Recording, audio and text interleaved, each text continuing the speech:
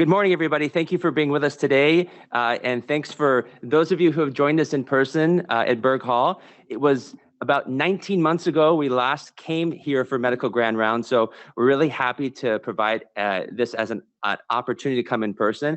No surprise, we expected most people to stay on Zoom. And I just want to mention that no matter at what phase we are throughout this pandemic, post-pandemic, our goal is to always make sure it's a fluid experience for those of you who want to stay on Zoom or want to come in person when we have these in person. So we'll periodically have in-person grand rounds, but we'll always have the Zoom component so that you have that option going along always. CME will always be the same. Essentially, the experience hopefully will be as close as possible as the same as possible, but you'll certainly be able to get CME and so on. We have a great speaker today, Dr. Maldonado. It's a special day, particularly I think of it as a special day for me as well, because 19 months ago, Dr. Maldonado was one of the key people who was in grand rounds here when we were all trying to figure out what was going on with the virus. And she had a lot of very important things to say. And since then, she's continued to have a lot of very important things to say and been an authority in many ways. We have her with us today, so we're really honored to have her speaking today. One of the other things we're also celebrating this month, is Latin Heritage Month. Dr. Dunn had put together a few slides for us. She couldn't be here today. She was also, by the way, I want to acknowledge her for helping organize this event today. So thanks, Dr. Dunn, for doing that. I'm going to ask Dr. Harmon to comment on some of these things as well, a couple other slides, Dr. Harmon. Thanks so much, Dr. Olasdalga. Good morning. To mark Hispanic Heritage, Latinx Heritage Month, our upcoming grand rounds include Dr. Benicio de Jesus Perez, who is one of our own associate professors of medicine here. Next slide, please. I'm sorry. Hybrid live. The next event I wanted to announce was our inclusion rounds this month will be a very special event with Dr. Rafael Campo, physician and poet at Harvard Medical School, who will be joining us for both poetry readings and conversation. And that will be on October 21st at noon. And there will be a registration link that you'll get in kind of a follow-up email after grand rounds. Next slide. The last event that I wanted to mark was the Diversity Week for Stanford Medicine. This is in particularly aligning with the GME, Graduate Medical Education, kind of season, and basically bringing in different events all week alongside our GME colleagues. So stay tuned for more additional information as well in a follow-up email.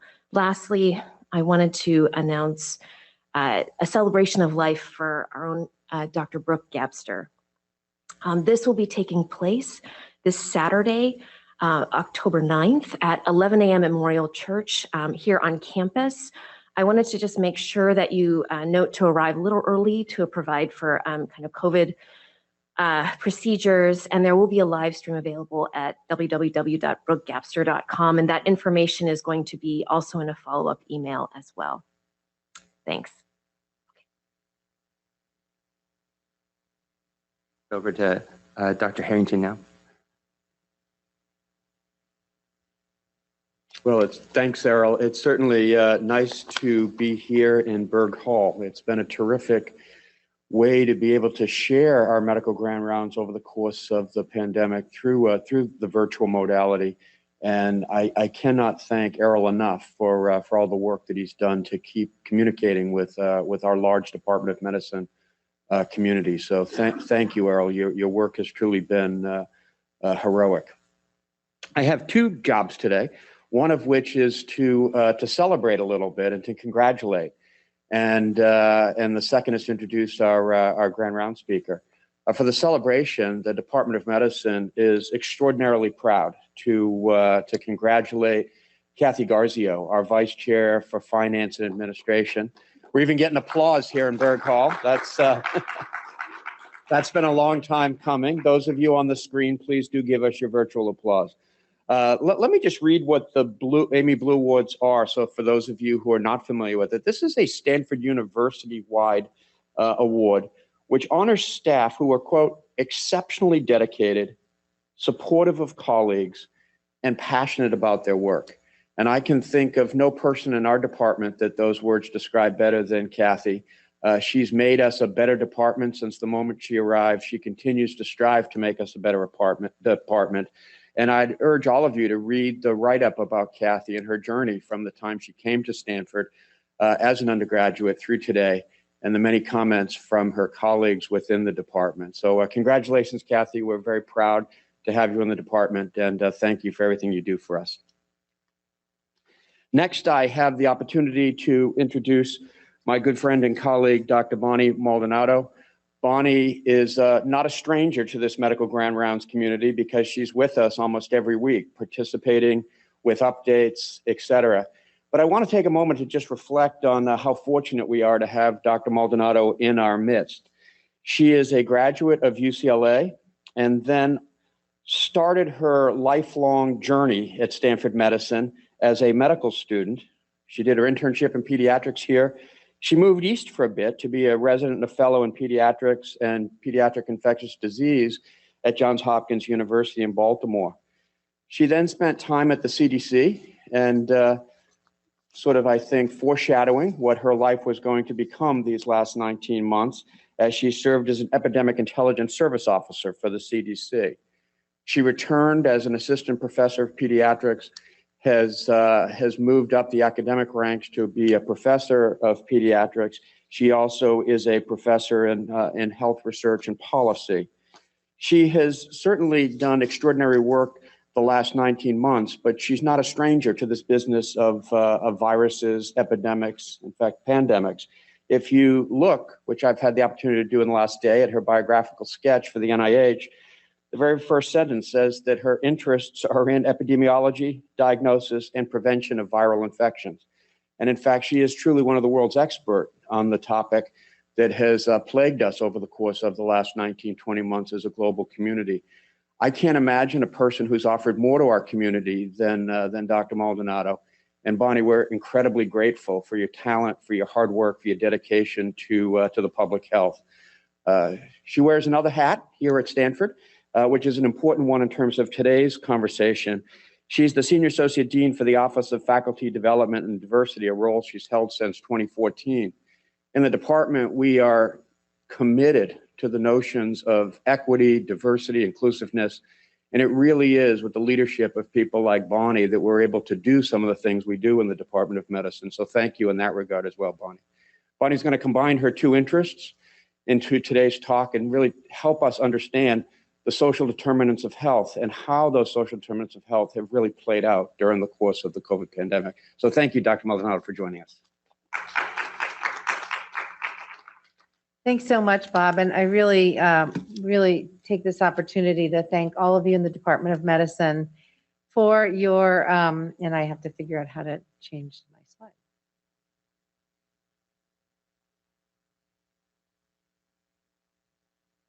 Oh, got it. Okay, sorry. Perfect.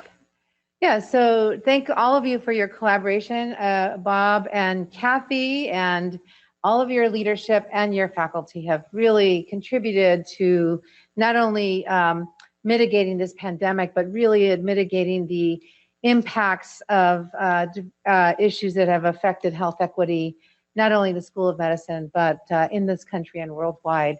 So today I wanted to combine, as you heard, some of the learnings that we are starting to just delve into around social determinants of health. What are the stakes? And we will talk a little bit about COVID-19 as an example, but I want to lay the groundwork because we need to understand the definitions. Why are we talking about social determinants? And what can we do about those as academic individuals? So first of all, if you look at the Healthy People documents that the Surgeon General puts out every 10 years, social determinants of health feature very prominently in the Healthy People 2030 document. And these are aspirational goals that we set for ourselves as a country around public health. And you can see that these are conditions in the environment. And as we like to say here at Stanford, and you've heard the dean say this in the past, your zip code will predict your health outcomes better than your genetic code. And this is a really good example of what that means. So you see things like healthcare access and quality, neighborhood and the built environment, social and community context, economic stability, and education access and quality. These are things that affect your health much more than your healthcare provider and whether you get the medications that you need. In fact, you could argue that your ability to avoid medications altogether is dependent on all of these factors and more. Similarly, when you look at this data around why frame in terms of societal conditions, we've seen a number of studies, but I just highlight two here, courtesy of the World Health Organization and others. On the left here, looking at the United States, and on the right, the Canadian research, looking at different factors that affect health. And you can see that the impact of social circumstances and environmental exposure and socioeconomic conditions affect about 50% or more of the medical and health outcomes. So we're moving away from a disease model to a health model. And you can see that genetics play a very small role. Healthcare plays an important role, but still not as big as the roles that we see around social determinants. And then similarly, when we look at the Pan American Health Organization model for social determinants, and there is one for the World Health Organization as well, but I'll explain a little bit later why I think that the Pan American model really focuses better on what we're dealing with here in the Western Hemisphere. But you can see that these are many areas that we think are going to be important when we as academics and clinicians and community engaged physicians and healthcare providers really start to think about how do we improve health, not just how do we prevent disease. We need to take things into account like intersectionality, structural drivers, conditions of daily life, take action around governance and human rights. And then finally, these things should all eventually lead to more health equity and dignified life. And I'll talk again at the very end about these in a little more detail. And importantly, for those of us here in an academic medical center, it's important to note that National Institute of Minority Health and Health Disparities does have a very nicely laid out and well-evidenced research framework. You can find it on their website that looks at domains of influence, levels of influence, and health outcomes. And you can see that the levels of influence go from the individual to the interpersonal, the community, and the societal. And then the domains go from biological behavior, the physical and built environment, social, cultural, environmental, and the healthcare system to impact outcomes at the individual level all the way up to the population health level. So we know that the NIH is committed in dollars and in research priorities to helping us understand all of these different mechanisms, and all of our investigator and large program grants can be addressed to one or more of these areas of importance around improving wellness rather than just addressing disease. So how do social determinants of health manifest in the real world? What do we mean by this? Well, first of all, if you look at economic stability as a social determinant of health, you can see very quickly how real median income is dictated by race and ethnicity in this country. If you look back to from 1967 to 2017, from this study that was written up by one of my colleagues, Fernando Mendoza, in the Department of Pediatrics, we see that there are very clear racial and ethnic disparities in income when you look at Black and Latinx populations compared to all races, white, Hispanic, and Asian. There's clearly a stepwise progression where they're all doing better, but there's still disparities among income. If you look further here from 1983, when we started to look at Hispanic families in particular and split them out from just non-white and white individuals, you can see that the disparities for Black individuals in 2016 were actually worse, although the numbers were a little better overall in terms of absolute dollars. The difference between white and Black populations was actually worse than it was in 1983. And the Hispanic population as well has seen also a disparity over that period of time. And then when we look at education access and quality, one marker, for example, is the average national assessment of educational progress mathematics scale. And you can see very clearly that there are very flat patterns here of advancement in mathematical markers, mathematical achievements in our children based on race and ethnicity. And these really have not changed over a period of more than 20 years. And this is an area, again, that really does reflect on how well people do in the long run in terms of health, and we'll talk about how that happens later. And then if we look at uninsured rates for the non-elderly population by race and ethnicity from 2010 to 2018 from the Kaiser Family Foundation, we can see that overall, fortunately, uninsured rates have dropped over time, particularly in the last 5 to 7 years or so, but there's still very, very clear and discrete discrepancies based on race, ethnicity, and uninsured status. So we can talk about these issues and understand that taken as a whole, they do impact our ability to have access not only to care, but to other environmental factors that will keep us healthy and help us move forward, not just by race and ethnicity, but as a global community. And we like to talk about this idea based on a paper by Williams and Lawrence et al., Understanding How Discrimination Can Affect Health, the house that racism built. So when we talk about institutional racism, we want to not focus on blaming individuals, but actually looking at how well structures have incorporated racism into their institutional process and the fiber of who we are. And in order to de-objectify individuals, we can then approach this in a more focused way and stay away from feeling guilty, feeling defensive, and saying these are institutional challenges that we need to deconstruct. So if you look at racism as a societal system here on the upper left, you can see all of the factors, including social forces, cultural racism, institutional racism, and individual discrimination that really that are bidirectionally engaged based on all of the factors we just talked about: income, education, employment, housing, wealth, health, incarceration, stress, resources that are available at the individual and the collective, and that then lead to stereotypes, implicit biases, explicit biases, and stigma. And then these then have a feedback loop on this racism model. So you can see how this is not a simple model. It's very difficult. It's been very hardwired into who we are as a society. And understanding this, just like anything else, can help us deconstruct it and tease it apart. Now, what are some specific examples? Well, I won't go into a lot of detail. There are many, many examples of distrust in the medical establishment in particular, and how that affects us as healthcare providers and our patients. So historically rooted distrust of the medical establishment. I'm just going to give two very well-known examples. So the story of Henrietta Lacks and the HeLa cells is one very striking example of how people have not trusted systems in which they were not told about cells that their mother and sister, cousin had cells taken from her. This was something that I think people have pointed to as one area that is a focus of distrust. The U.S. has also a long history of forcibly sterilizing Black, Brown, and Indigenous populations.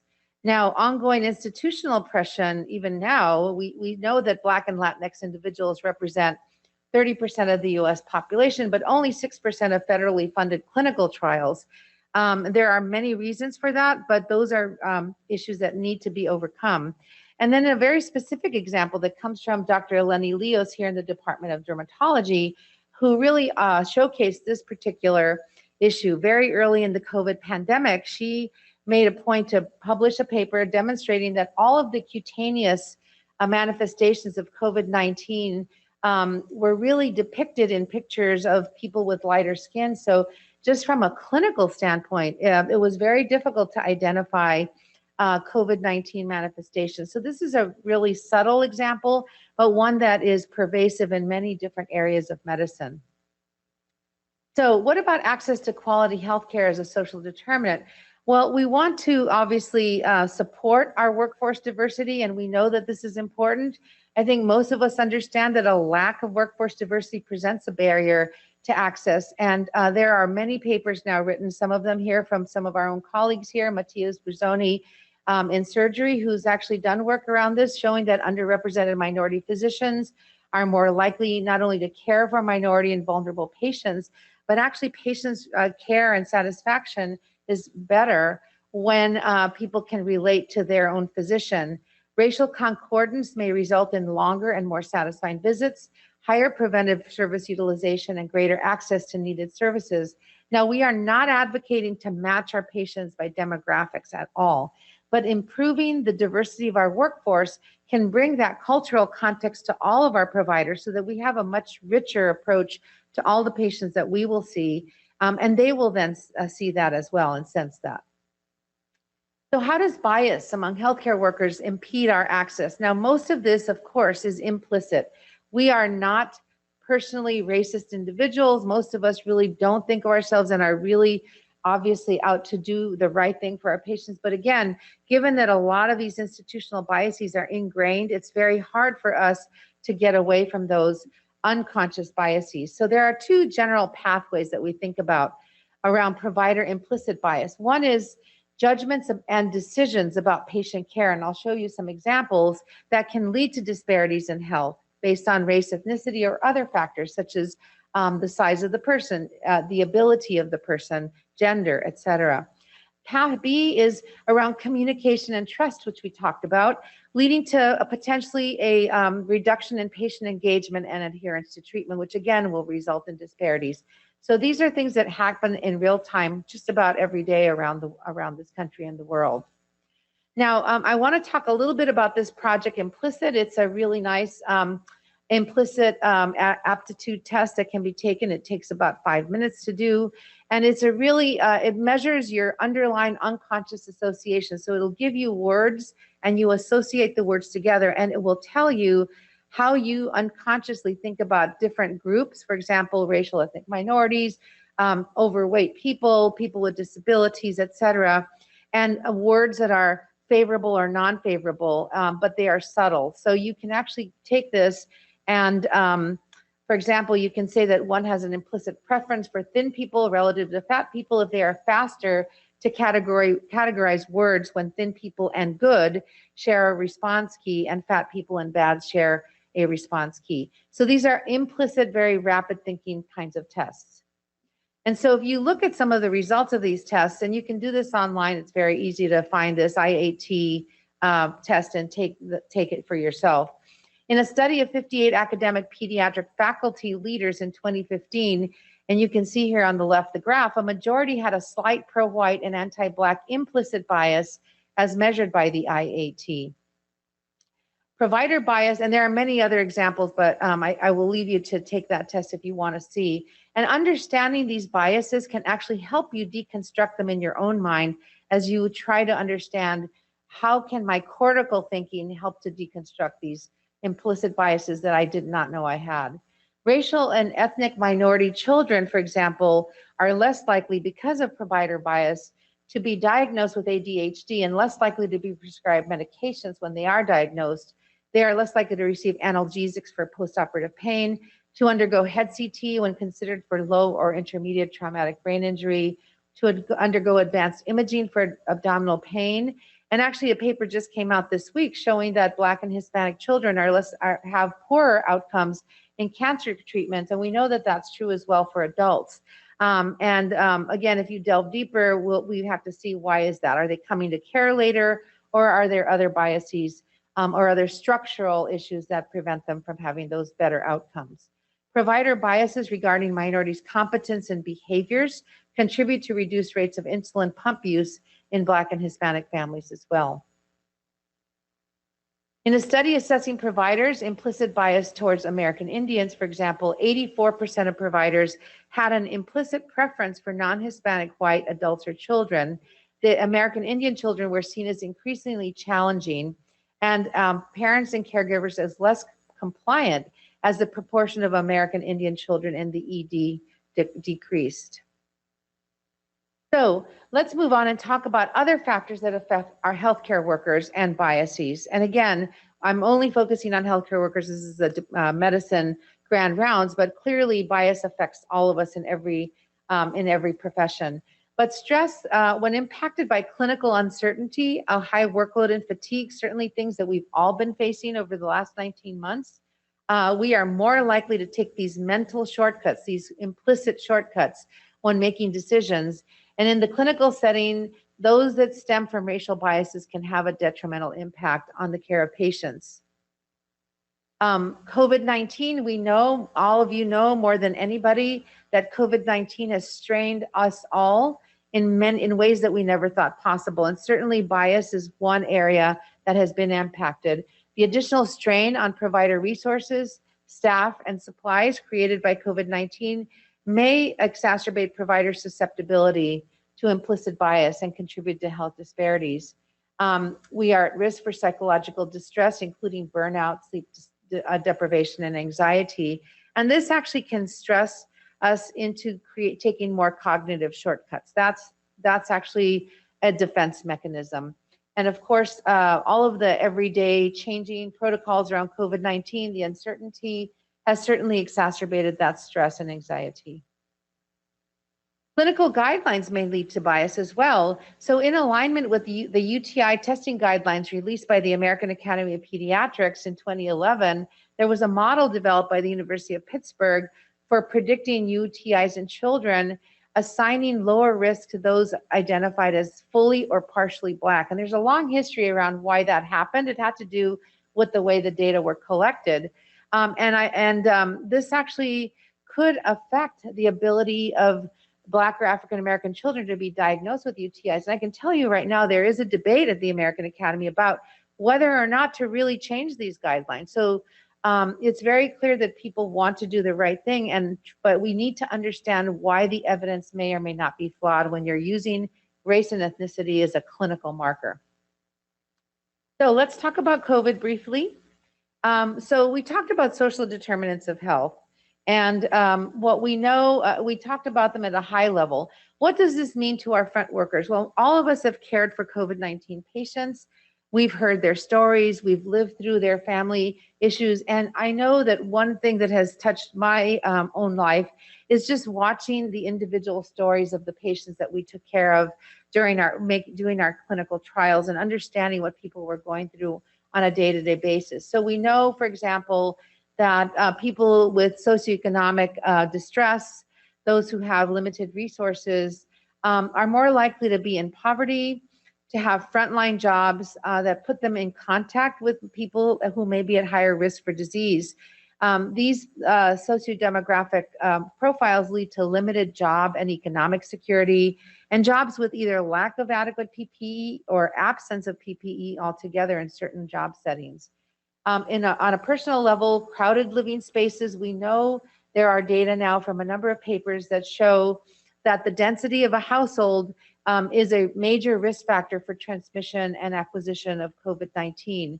And these are areas, of course, where social distancing may be impossible in households where there are few spaces for few living spaces. Reliance on crowded public transportation or public transportation at all is another marker. Many people don't have cars. I know when we were dealing with the pandemic, and even today, how do we transport people with COVID? Many of these people have to take buses.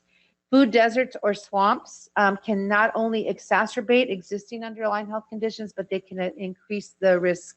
We have talked to pediatricians, for example, in our community who have seen children, young children who've had 20 and 30-pound weight gains over the course of the pandemic because they haven't had access to outdoor activities, families who may leave them at home because they have 2 or 3 jobs and no access to childcare. So we know that there are a lot of social determinants that are impacting directly our health. And then, of course, inadequate insurance coverage leads to self-rationing of healthcare. I spoke to a number of people who we knew may have COVID when we were treating patients for our antiviral studies and looking at epidemiologic studies as well. And many people didn't want to be tested because they didn't want to know if they were not sick enough, if they were sick and were COVID infected, they didn't want to have to miss work because they had no choice. They said, we are the only caregiver, I can't do this. We also had a story of a family who both parents came in, they had 2 children, they came all the way from away in the East Bay past Livermore and Tracy to Stanford, And they had to decide which parent was sick enough to be hospitalized. They both needed to be hospitalized, but nobody was at home to take care of them.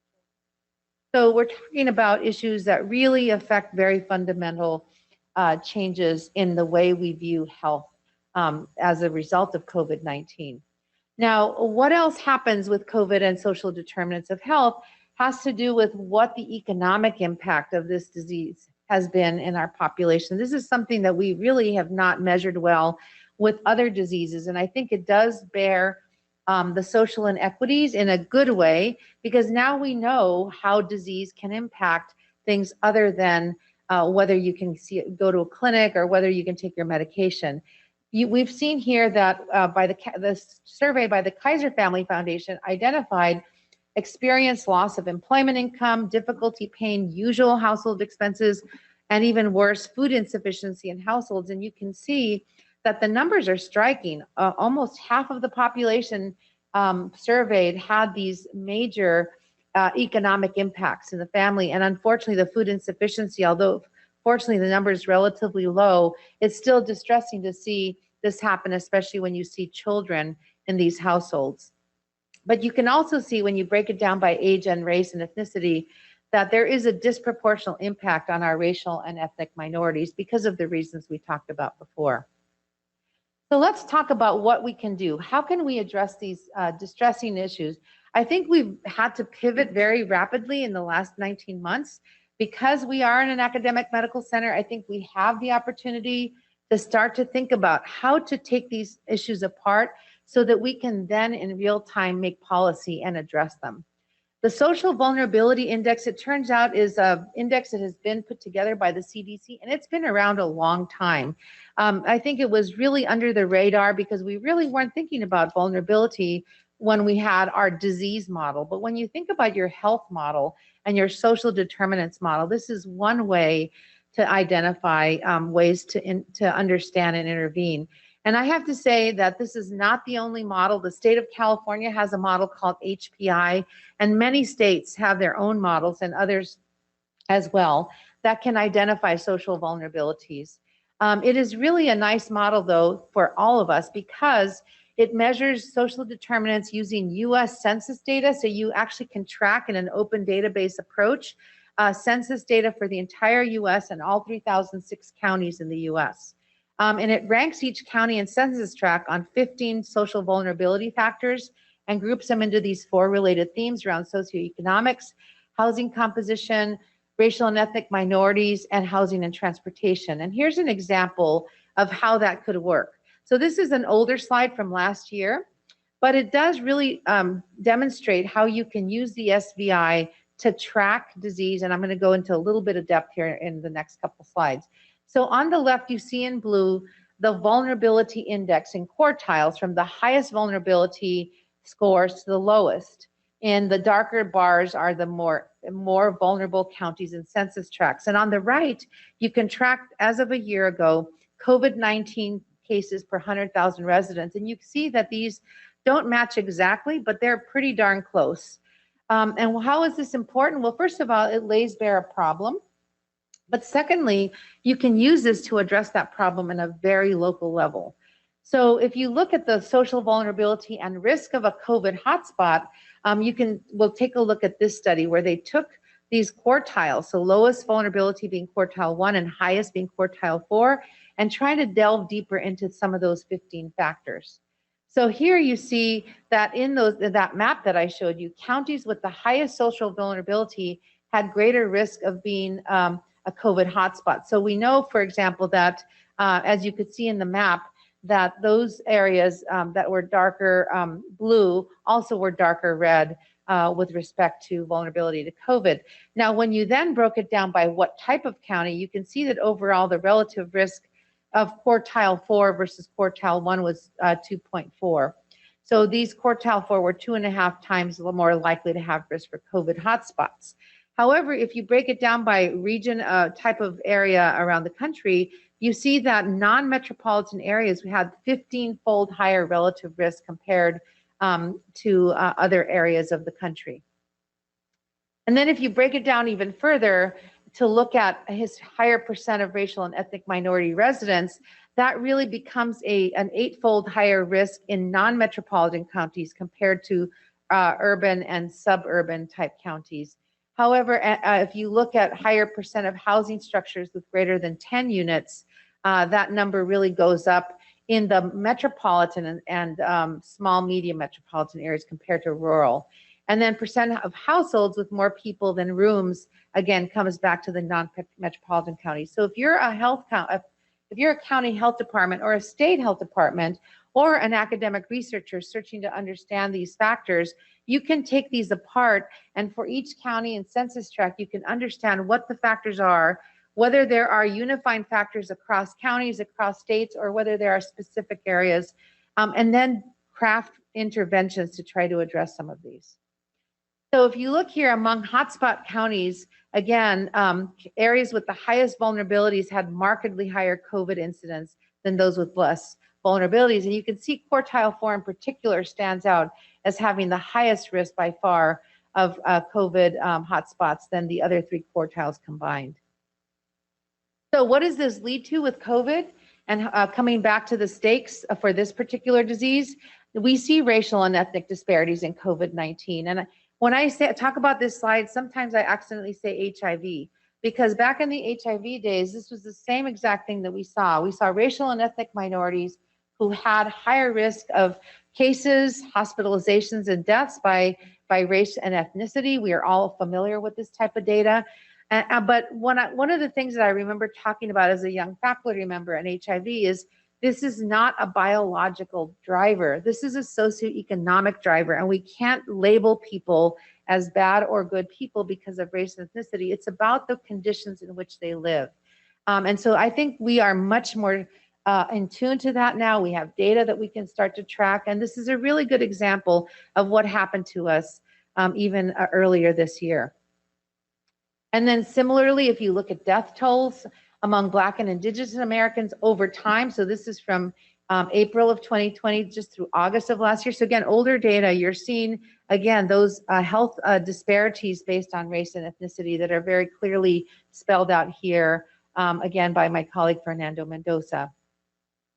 What happened in California is very similar. We do have a different demographic makeup overall. We tend to have more Latinx and indigenous populations here, but we have seen, as all of you know who have taken care of patients, a disproportionate impact on cases and deaths among the Latinx community relative to their proportion in the California population, and also among other indigenous populations as well.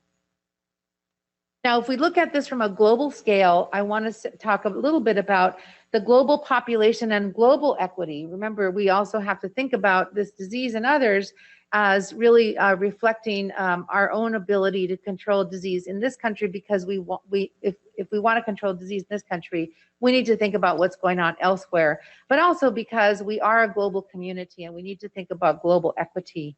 And so if you look here on the left, the percentage of global population 18 years and older in high income versus low income countries, you can see that we in the high income area of the world represent about 1/5 of all individuals over 18. And yet we are getting over half of all the vaccine doses in this country. This was something that we predicted last year based on contracts that were put out, and it has continued to occur. Now, we are seeing some progress in this area, but clearly it's not just about COVID and vaccine. It's about all of the equitable access to healthcare around the world. And so this is just a stark example of how that plays out. So how do we address social determinants? Again, this is a very high level discussion. Again, coming back to the PAHO Commission, because I thought they did such a great job of talking about the interactions of all of these. There are structural drivers. Inequities in power, money, and resources. These impact achieving equity in political, social, cultural, and economic structures. One of the things I like about, or two of the things I like about the PAHO model more than the WHO model, is they talk about the natural environment, mitigating climate change, and respecting relationships to land, given that we still have a vast majority of the Western Hemisphere in which indigenous people are being deprived or being pushed off of their own land, and the impact not only on them directly, but on all of us because of climate change. reversing the health equity impacts of ongoing colonialism and structural racism. So these are areas that many of us feel like, what can we do about this? But if we can start to address these at an academic level, understanding these issues, then policy can follow. Conditions of daily life are important. Equity from the start. As a pediatrician, I obviously believe in this life course approach, and I think we're all starting to move in that direction. Decent work, dignified life at older ages, income, reducing violence for health equity, improving the environment, and equitable health systems. And then finally, this is the big picture here. How do you govern for health equity? Clearly, we have not gotten there in the Western Hemisphere or the world at large, but government arrangements for health equity and fully fulfilling and protecting human rights are going to be one way where we can achieve health equity overall.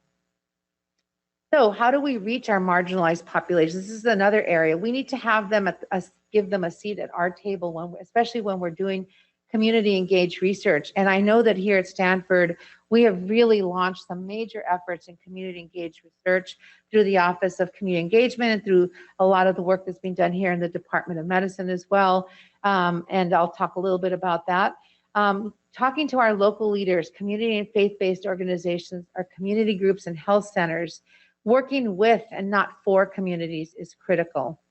And then the last couple slides, I just want to showcase what it is that all of you are doing and my gratitude for the work that people have done. Given the many stresses and strains that we have seen, people have really stood up a number of different opportunities and really pivoted. And here are some leaders that we see, some of from your own department here of medicine, our Health Equity Action Leadership Network. This is something that we launched earlier this year through the Office of Faculty Development and Diversity to develop scholarship, disseminate resources and funding opportunities, and foster collaborations around research.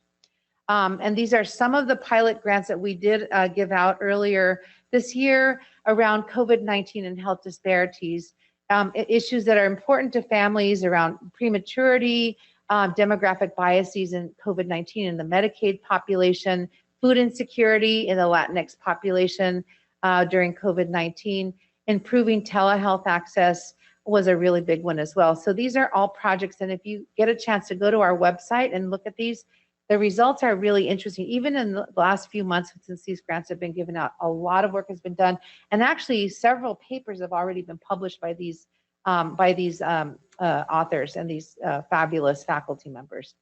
So in summary, factors such as economic stability, access to quality education, and experiences of racism have downstream impacts on access to quality healthcare and health overall.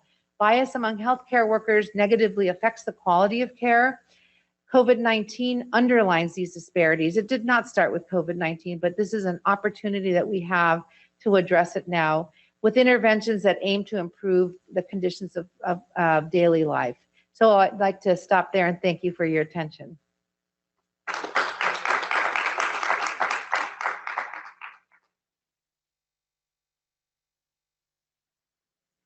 Well, no, thank you for that wonderful presentation. My main question is just how do you find the time to do all the things that you do for all of us?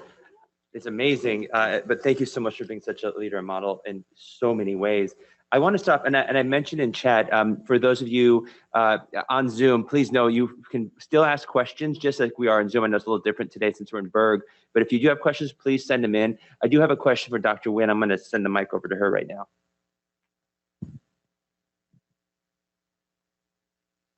Thanks, Sarah. That was an amazing talk, and thank you for having us back in person. I was struck by the lack of change in the data from the HIV to the COVID pandemic, and we know there will be another pandemic. What are some, in terms of thinking about a roadmap for the next pandemic, what are some of the 1% changes that we can make to achieve that, rather than thinking of from 0 to 100?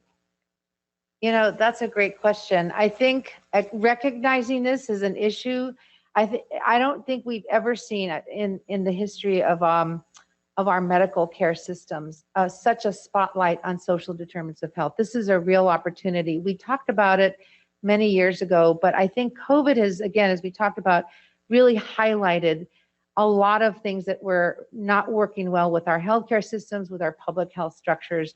And I'm hoping that as researchers, first of all, as researchers, we can start to delve more deeply and understand what are the triggers that affect health so that our policymakers, and we know we have a new Department of Health Policy, Doug Owens and his group are going to have a lot of work ahead of them to help us put some of this into policy. And then finally, our clinicians can really recognize not only their own wellness and self-care that lead to some of their implicit biases, making sure that we understand the cultural context of our patients. And I think most of us do that now, but I think we could be more aware of that. So it is going to take, it's a step-by-step approach, but we certainly at least are acknowledging better than we did back in the 80s and 90s with HIV.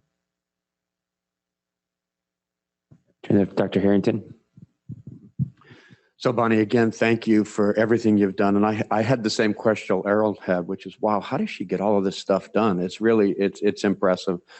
As you know, I'm a cardiologist and I'm very interested in what we can learn from the pandemic in terms of how we think about a public health construct for chronic diseases, including cardiovascular disease.